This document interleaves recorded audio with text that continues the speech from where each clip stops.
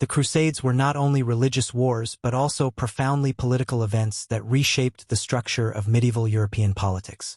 From the rise of centralized monarchies to the consolidation of papal power and the evolution of feudal relationships, the Crusades left a complex political legacy. This narrative explores how these events influenced European politics, weaving the broader historical context with the experiences of fictional figures who lived through these transformative times. The call to crusade and the rise of papal authority. In the year 1095, Pope Urban II stood before a vast crowd at Clermont, calling for a holy war to reclaim Jerusalem. His words ignited a movement that would span centuries, but they also marked a turning point for the papacy. The Crusades gave the Pope unprecedented authority as the spiritual leader of a united Christendom. One of those inspired by Urban's call was Hugh, a minor noble from Normandy. Hugh saw the crusade as both a religious duty and an opportunity to elevate his status. Like many others, he pledged his loyalty to the Pope, bypassing his local lord. This direct connection between the Pope and the Crusaders symbolized a shift in power dynamics, as the Church began to assert itself over secular rulers. Urban's call also underscored the political nature of the Crusades. By positioning himself as the leader of a pan-European movement, the Pope sought to strengthen his influence over rival factions within the Church and assert the supremacy of spiritual authority over secular kings. The Crusades thus became a tool for the papacy to consolidate power, even as they created tensions between the Church and monarchies. The strengthening of monarchies. The Crusades had a profound impact on the development of centralized monarchies. Kings who supported the Crusades often gained prestige, loyalty, and wealth, while those who resisted risked political isolation. Hugh's lord, a count loyal to King Henry I of England, sold portions of his estate to fund his expedition to the Holy Land. The king seized upon this opportunity to buy back lands, consolidating royal control over previously fragmented territories. The sale of land and titles by nobles eager to fund their participation in the Crusades inadvertently strengthened royal authority. Monarchs like England's Richard the Lionheart and France's Louis IX used their involvement in the Crusades to project power, bolster their legitimacy, and solidify alliances. Richard, known for his leadership during the Third Crusade, became a symbol of chivalric kingship, leveraging his crusading reputation to maintain control over his vassals and rival claimants. Meanwhile, the absence of nobles who left for the Holy Land allowed kings to impose direct governance over regions that had previously been semi-autonomous. In Hugh's homeland of Normandy, the king's sheriffs collected taxes more efficiently, and royal justice supplanted feudal courts. By the time Hugh returned, the political landscape had shifted. His family's traditional autonomy was eroded, replaced by tighter royal oversight. Feudalism and its transformation. The Crusades also transformed the feudal system, altering the relationships between lords, vassals, and serfs. The cost of crusading forced many lords to mortgage or sell their lands, weakening their economic base. This trend allowed monarchs and wealthy urban elites to amass greater power and influence. Hugh's neighbor, a merchant named Geoffrey, purchased several parcels of land from impoverished nobles, becoming a prominent figure in the local community. The Church also benefited from this shift. Many lords bequeathed lands to monasteries in exchange for prayers or financial support for their crusading ventures.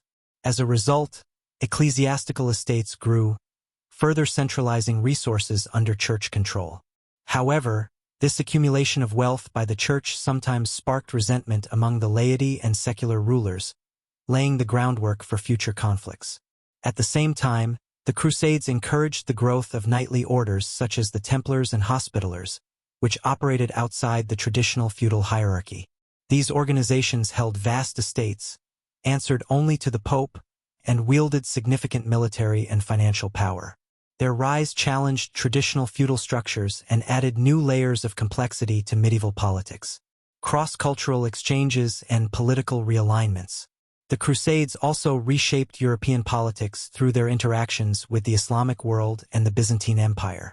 Leaders like Saladin and Nur al-Din forced European monarchs to confront a unified and formidable Muslim opposition, compelling them to form coalitions that transcended traditional rivalries. These experiences highlighted the necessity of political alliances and diplomatic negotiation, skills that would become increasingly important in European statecraft. The Byzantine Empire, meanwhile, played a complicated role in Crusader politics. Initially allies, the Byzantines soon became wary of Western ambitions in the eastern Mediterranean. The Fourth Crusade, culminating in the sack of Constantinople in 1204, marked a nadir in East-West relations. This event not only weakened Byzantium but also created a precedent for European powers to exploit crusading rhetoric for political and territorial gain. For individuals like Hugh, who participated in the Fourth Crusade, this betrayal of a Christian ally was deeply troubling. Upon returning to Normandy, Hugh found that his reputation had suffered. His participation in the looting of Constantinople was viewed with skepticism by his peers. The episode underscored how the Crusades, while initially framed as unifying religious endeavors, often exacerbated political divisions. The Crusades and the balance of power.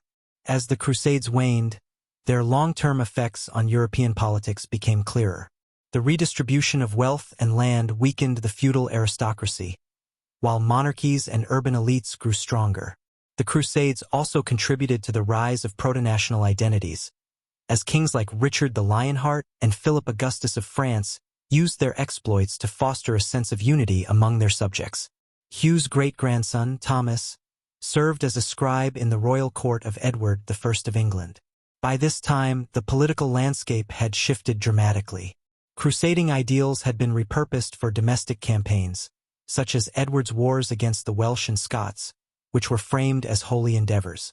The rhetoric of the Crusades, with its emphasis on divine authority and just war, had become a powerful tool for legitimizing political ambitions. The papacy, however, found its authority increasingly challenged.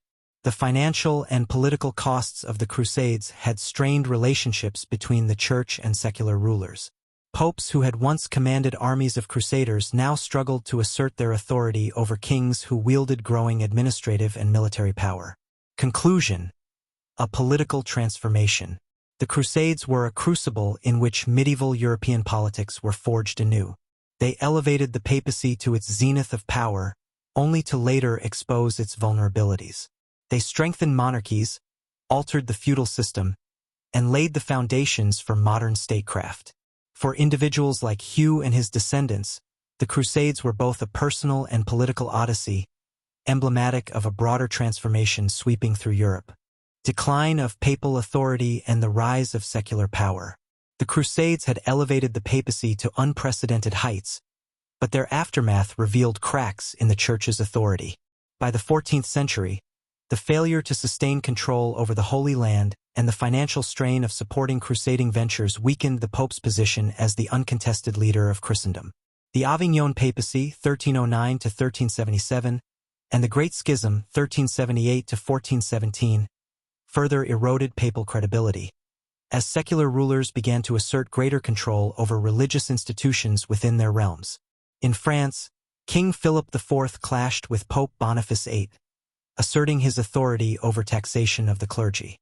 This conflict, indirectly influenced by the Crusades' financial pressures, symbolized the shifting balance of power between the church and the state. Hugh's descendant, Robert, now serving as a royal administrator in Philip's court, witnessed firsthand how the king's policies prioritized pragmatic governance over traditional deference to the church. Meanwhile, the decline of papal authority opened the door for monarchs to adopt crusading rhetoric for their own purposes. Kings like Ferdinand and Isabella of Spain framed their Reconquista campaigns against the Moors as extensions of the Crusades, using religious justification to solidify political control and expand their territories. This blending of religious fervor and state ambition was a lasting political legacy of the crusading era. The evolution of feudal and military systems. The Crusades also contributed to the gradual erosion of feudalism and the development of standing armies. The reliance on feudal levies during the early Crusades exposed their inefficiencies, prompting monarchs to professionalize their military forces. The introduction of military orders, such as the Templars and Hospitallers, demonstrated the potential for disciplined, centralized military structures, an idea that monarchs would later adapt for their own armies. Thomas, the great-grandson of Hugh, observed these changes as a knight in service to Edward III during the 100 Years' War. Unlike his ancestors, Thomas did not owe his position solely to feudal obligations but also to his merit and the need for experienced soldiers in England's emerging professional military. The financial innovations that had supported the Crusades, such as taxation and loans, now funded these standing armies, further reducing the power of individual lords.